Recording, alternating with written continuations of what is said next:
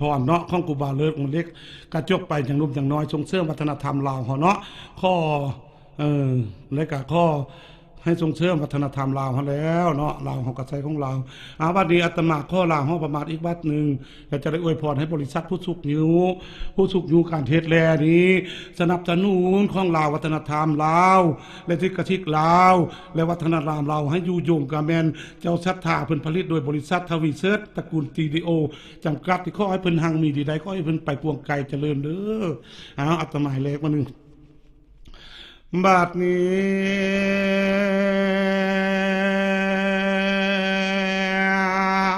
พอแต่จบลงแล้วสันดอนปัญญาเวทีตันมาแต่เจ้าขายมเจ้าได้ดังฟ้องมีจิตใจต่อต่างนั้นคักแน่บ่เปรผ่านมารวมกันหลายคนจนอังออดสลากวางบ่ได้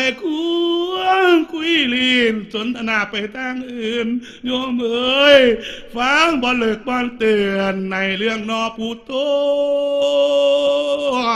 มีขันโอเทียนไต่จนสลาหึงห่วงด้วยจิตใจมาดมงในแก้วหน่วยปลาทามจิตใจจำเอาไว้แนวดีมีประโยชน์แนวเป็นตูดลาทิมอย่าจำไว้ใส่ใจเส้นตาพามขี้หายมีอายุ60 ปีเรื่องตัณหาพาโลรถบอกคือเจ้าบ้านบุญสมภารบอกเคยสร้างหัวเมาแต่กิเลสกลายเป็นเหตุตัวซามาเก้าใจตัวได้เมียหน่อยนี้บ่พลในห่วงอักกุศลนางอเมตตาเป็นคนนุ่มสาวกะน้องน้อยที่พกปียังจ้อยนางลำอ้อยแต่เท่าสัวตาเลยมืดเลยมัวบ่คิดนำเรื่องสร้างบุญไว้ใจตนแต่ละมือสอกคนสร้างกิเลสตัณหา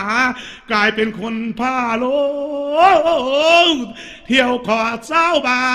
นเวียกบ่งานการบ่สร้างวิธีต่างบ่แจงจองปุญโยมเอ้ยสุดท้ายเข้าสู่ห้องอบายพุ่นแน่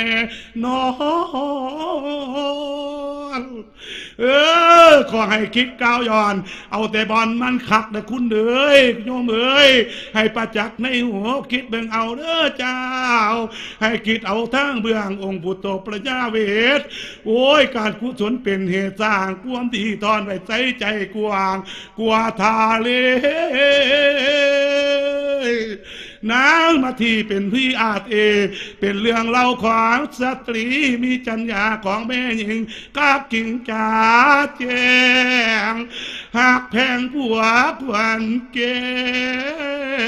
วทางบุตรตาบ่มีได้สูญเสื่อมปาละมีจึงงามเหลื่อมอันนี้ทรงหายบุญกว้างว่าต่อมา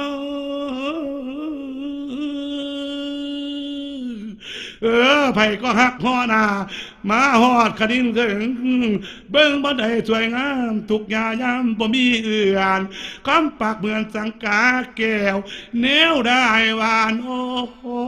นจางเป็นตาอ่อนซ้อนมาที่ยาเตฟ้าลงมาตายมนุษย์คนลงมาตายมนุษย์คนนออันหนึ่งอีกให้คนในเรื่องของบุตรีหั่งบุตตาพากันสองน้อยคือว่าเท้าสาลีนั่งกันหาเทียงจ้อยคำวันหวานฟังพอแสงมริกาดอบุญแก้วนอพระโอกาตัญญูทั้งกาตาเวทีนั้นส่งผลให้พ่อแม่ทั้งสองไปตามของบิดาสั่งสอนเอาไว้ บ่ได้เถียงความว่าเอาเร็วทั้งชัวโอ้ยเจ้าอีพ่อผู้หนัวจังบดีกาดอบุญเจ้าพ่อพระองค์พ่อแต่สมควรแล้วที่ขอไล่ลาจากที่ได้ภาคพี่น้องกะยอมเจ้าผู้สุคนด้วยบุญที่เลิศล้นอาจารย์ใหญ่องค์ประธานนำประการตามบุญอยู่ในวันนี้ด้วยปรมีกังเนื่องน้องสอยเจือนเป็นดังผูกแผ่นกวางปวงข้าได้เพิ่งเอาขอให้ท่านเปี่ยมล้นเต็มแต่การกุศลด้วยผลบุญที่ทำมาให้ช่วยสู้ปกป้องลาก่อนลาเสียงกองดังสานันล้างเมียผู้ผ่านลาตังอูเองนามกระบวยจำทองโอ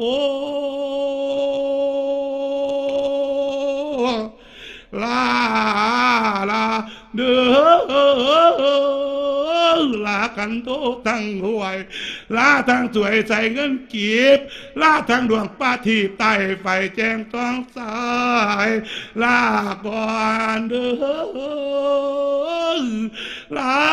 ไปทางกำมอนปักคำและศาสตร์เชื้อลาทางหมักเถือมาแกงที่เคยแกมปนป่า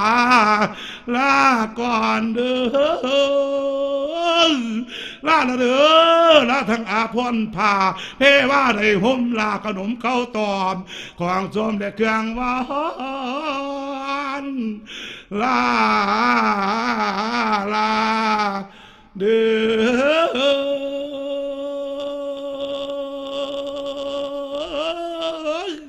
ลาเด้อ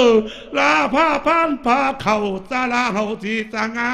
ขอให้ซองแกงดีดามดังดาวกูตียาวกูตีหน่อยลาทั้งสิมใสยอดสงโองค์พุทโธพระพุทธพระเจ้าอย่ามีเศร้าเก่าเสียก่อนที่ลาไล่จากขอลางสวยผัดสีพงปุรีมัวหมองสู่อันในใจแจ้งสร้างมาเรื่องเองกา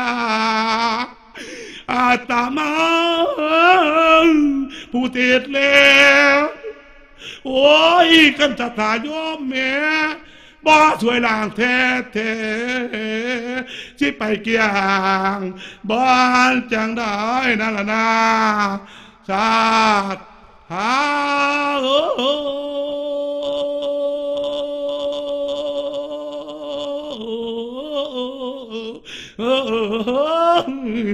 นอเงินเบิดเงินบาทให้บอกเคยเว้าเงินกีบลาบอกเคยว่าเงินดอลลาร์ก็ได้เอาให้ข้าฝอยใหญ่แมงมุมหยาบย่อยหยาบยังเป็นย่วงใหญ่คุณโยมเอ้ยพัดทางในมันสีดำกำมัวมันให้มันแจ้งแง่งเงาใดพ่อดีป่านแวนอาทิบ่อยาแขนคือมือเตียแมนใสอันนี้ล่างนอกให้สดชื่นมีชีวิตล่างทางแนวคิดบ่ง่ายได้คือว่าเฮาต้องเอาปะทำล่างหัวใจที่มองบนล้างพวกอกุศลให้จิตใจแจ่มแจ้งมีบุญคำสวยชูเอาละเนาะพอตัวแม่ตัวที่ขออวยพรใส่อายุเงาไก่ลอยวัดตาเทียงมันปราจันเป็นเพียงดามกาญาพูดพองอ่านว่าลูกพาญาทายามาได้ตึกตองตัวเจ้าให้ลีกไก่ภาระขอให้ได้เสมอดังภายสารโยมเด้อบุญสมพานเป่งแสงแด่ทุกคนอย่ามองเศร้าขั้นเทียดนายรวยเข้าขั้นขายขวางทุกสิ่งอย่างให้มีคนช่วยซื้อสวมเจ้าปาถนาที่ขอลาเพียงนี้ปีหน้าพอกันไหมทั้งความเจ็บเจ้ายาได้ไว้ความขายเจ้ายามีนั่นละนาสา